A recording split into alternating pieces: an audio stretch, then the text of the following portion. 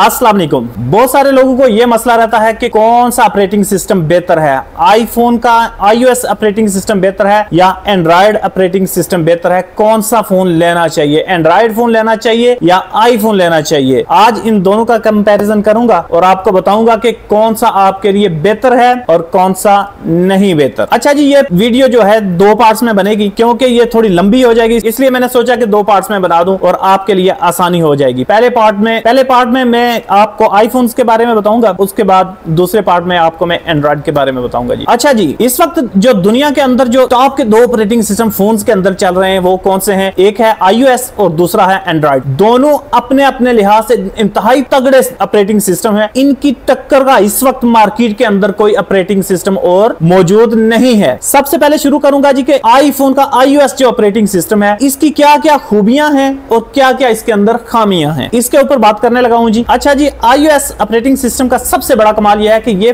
Friendly operating system है। इसको जो भी यूज करना शुरू करता है वो इसका दीवाना होकर रह जाता है। अक्सर लोग जो आईफोन पे लग जाते हैं वो कभी भी एंड्रॉइड की तरफ नहीं जाते, उनको पसंद ही यही आता है। उसके बाद इसके अंदर सबसे बड़ा कमाल यह है कि ये फोन फास्ट बड़े होते हैं, चलाने में स्मूथ होते हैं, फंसते नहीं हैं, लैग नहीं होते, हैंग नहीं होते, इनके अंदर वायरस नहीं आता। सबसे कमाल आईफोन इन चीजों के हवाले से जाना जाता है, iOS ऑपरेटिंग सिस्टम इस हवाले से जाना जाता है कि इसके अंदर लैग नहीं है, हैंग नहीं होता, वायरस इसके अंदर नहीं आता और ये कोई भी बंदा जब चलाता है तो बार बार इसका सॉफ्टवेयर करप्ट नहीं होता, जिसकी वजह से बंदा बड़ा खुश रहता है आईफोन के ऊपर। उसके बाद इसका एक और कमाल है कि ये रेगुलर अपडेट्स देता रहता है, क्योंकि इसकी सिक्योरिटी का जो निजाम है ना, ये बार बार अपडेट्स देता रहता है कि ताकि कोई इसको हैक ना कर सके। ऑपरेटिंग सिस्टम इसका रेगुलर अपडेट होता रहता है और सबसे बड़ी बात कि ये 7 साल तक अपडेट देता है। अपने फोन आईफोन का कमाल, iOS का कमाल यह है कि ये कोई भी जो डिवाइस बनाते हैं 7 साल तक उसकी अपडेट आती रहती है। उसके बाद iOS का ऑपरेटिंग सिस्टम गेमिंग के लिए बहुत अच्छा है। गेम इसके अंदर बहुत ही स्मूथ चलती है। गेमिंग के लिए बड़े बड़े यूट्यूबर जो गेमिंग के यूट्यूब चैनल चलाते हैं वो भी ज्यादातर आईपैड आईफोन के ऊपर गेम खेल के लाइव गेमिंग का चैनल जो चलाते हैं, गेमिंग लाइव करते हैं, वो ज्यादातर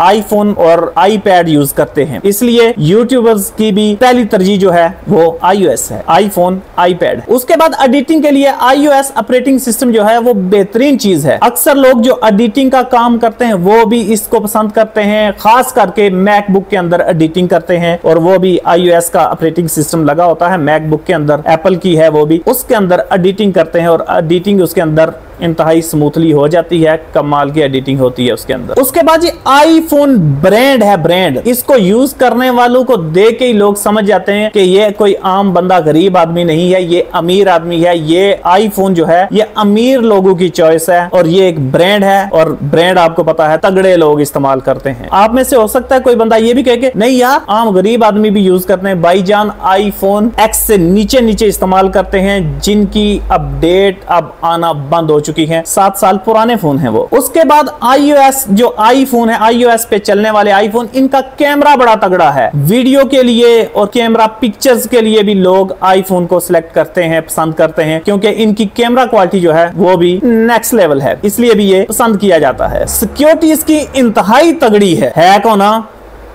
ना भाई, हैक नहीं हो सकता। इसको हैक करना कोई आसान काम नहीं है। इसकी जो एप्पल आईडी है उसको ब्रेक करना कोई आसान काम नहीं है, इसकी आईडी ब्रेक नहीं होती। उसके बाद ये आईफोन की सिक्योरिटी के अंदर एक और कमाल है कि आप अपनी एप्पल आईडी फेसबुक के ऊपर भी लिख दें, उसका यूजर नेम और पासवर्ड, तो कोई भी माई का लाल उसे लॉग इन नहीं कर सकता, क्योंकि जब वो लॉग इन करेगा तो एक वेरिफिकेशन कोड आपकी सिम पे आता है। जब तक वो उसके पास वेरिफिकेशन कोड नहीं होगा तो वो लॉग इन नहीं कर सकता। उसको वेरिफिकेशन कोड दे भी दें तो फिर भी वो पुराने आईफोन का पासवर्ड मांगेगा जिसके अंदर पहले वो आईडी लॉगिन है। तो जब तक वो पासवर्ड भी आप नहीं देंगे आईफोन का, पुराने आईफोन का, तब भी वो बंदा लॉगिन नहीं कर सकता। चोर इसको चोरी करके लेके जाएगा, अपने घर से मार खाएगा, क्योंकि वो इस डिवाइस को यूज नहीं कर सकेगा और कोड़ियों के दाम उसे फिर फोन को सेल करना पड़ेगा पार्ट्स के लिए। बाकी आईफोन को वो यूज नहीं कर सकता विदाउट एप्पल आईडी। अच्छा जी, iOS ऑपरेटिंग सिस्टम की कुछ खामियां भी हैं, आईफोन की कुछ खामियां भी हैं, वो भी भी आपको बता देता हूं। iOS सिस्टम का यह है कि इसका ऑपरेटिंग सिस्टम जो है, इसके अंदर आपको फोन अगर कोई मिलेंगे तो सिर्फ आईफोन मिलेंगे, इसके अंदर आपको और कोई चॉइस नहीं है। iOS ऑपरेटिंग सिस्टम सिर्फ आईफोन्स के अंदर मिलेगा और आप इसके अंदर अगर सिलेक्ट करेंगे तो छोटा आईफोन, उससे बड़ा आईफोन, उससे बड़ा आईफोन, उससे बड़ा आईफोन, एक कैमरे वाला आईफोन, दो कैमरे वाला आईफोन, तीन कैमरे वाला आईफोन, बस iPhone iPhone iPhone. iOS operating system सिर्फ आईफोन के अंदर है और बाकी किसी और फोन के अंदर नहीं है, इसलिए आप सिर्फ इसको आईफोन के अंदर ही इस्तेमाल कर सकते हैं। आपके पास बाकी ब्रांड्स की यहाँ पे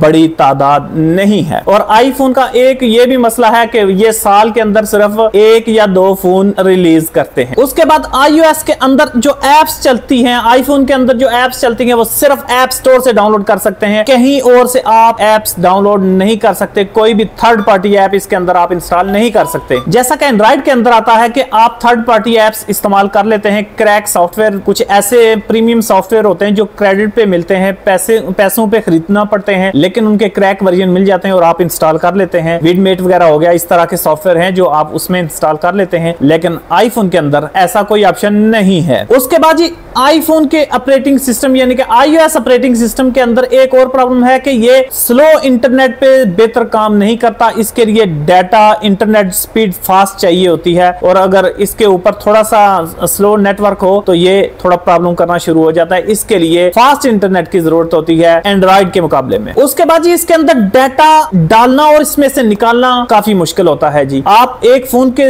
अंदर से दूसरे आईफोन में अगर अपना डाटा सारा ट्रांसफर करना चाहें तो भी आपको दोनों के अंदर iOS वर्जन सेम होना चाहिए। अगर एक के अंदर 17 लगा हुआ है, दूसरे के अंदर भी 17 लगा होना चाहिए। एक के अंदर 17.1.5 है तो दूसरे के अंदर भी 17.1.5 होना चाहिए, यानी कि जो एक के अंदर है वही सॉफ्टवेयर दूसरे के अंदर होगा तो डाटा ट्रांसफर होगा। इस तरह की प्रॉब्लम आती है। उसके बाद इसके अंदर नंबर भी इधर उधर, यानी कि इससे नंबर, फोन नंबर से निकालने और इसके अंदर डालने, इकट्ठे सारे नंबर्स डालने और इकट्ठे सारे डिलीट करने या दूसरे किसी और फोन में ट्रांसफर करने, ये भी इसके अंदर थोड़ा सा मुश्किल है एंड्रॉइड के मुकाबले में। उसके बाद इसके अंदर मेमोरी कार्ड नहीं डलता। एंड्रॉइड के अंदर यह है कि आप मेमोरी कार्ड वगैरह डाल सकते हैं, इसके अंदर मेमोरी कार्ड के ऑप्शन नहीं है। उसके बाद इसके अंदर आप अनलिमिटेड आईडीज नहीं बना सकते। एंड्रॉइड के अंदर आप जितनी आईडियां बनाना चाहें बना सकते हैं, इसके अंदर आप ज्यादा आईडीज नहीं बना सकते। एक फोन के अंदर 5 आईडियां, उसके बाद अगर एप्पल आईडी बनाने की कोशिश करेंगे वो एरर दे देता है जी और नहीं बनती। उसके बाद जी पाकिस्तान के अंदर पीटीए का जो टैक्स जो इसका है वो इंतहाई ज्यादा है, 1 लाख से ऊपर होता है और गरीब आदमी के लिए वो टैक्स देना तो वैसे भी मुश्किल बात है। 1 लाख से लेकर 1.5 लाख तक इसका टैक्स है जी। उसके बाद इसके अंदर कोई ऐप लॉन्चर, जैसे एंड्रॉइड के अंदर जो आप जिस तरह का मर्जी ऐप लॉन्चर इंस्टॉल कर लें, कस्टमाइज कर लें सिस्टम को, फोन को,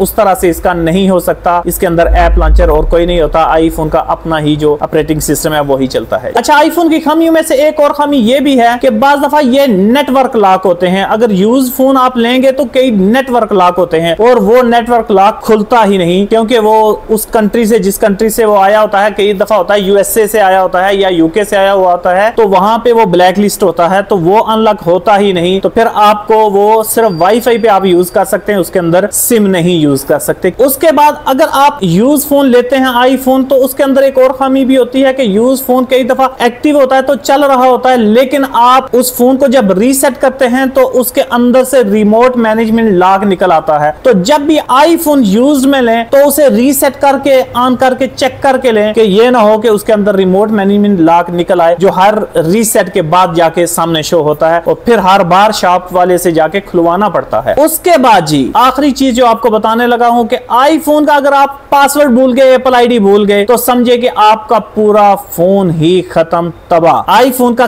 कभी भी उसकी एप्पल आईडी और पासवर्ड मत भूलिएगा। अगर आप भूल गए, ये छोड़ दीजिए कि आपका फोन 4 लाख का है, 6 लाख का है, 2 लाख का है, 1 लाख का है, आपका फोन वो कचरे के डब्बे में डालने के काबिल हो जाएगा अगर आप उसकी एप्पल आईडी और उसका पासवर्ड भूल जाएंगे, और ये सबसे बड़ा नुकसानदायक काम है। अगला पार्ट आएगा जी एंड्रॉइड की क्या खूबियां हैं और क्या खामियां हैं, उसके ऊपर पार्ट आएगा जी। अपनी दुआओं में याद रखिएगा। अल्लाह हाफिज शहजादियों।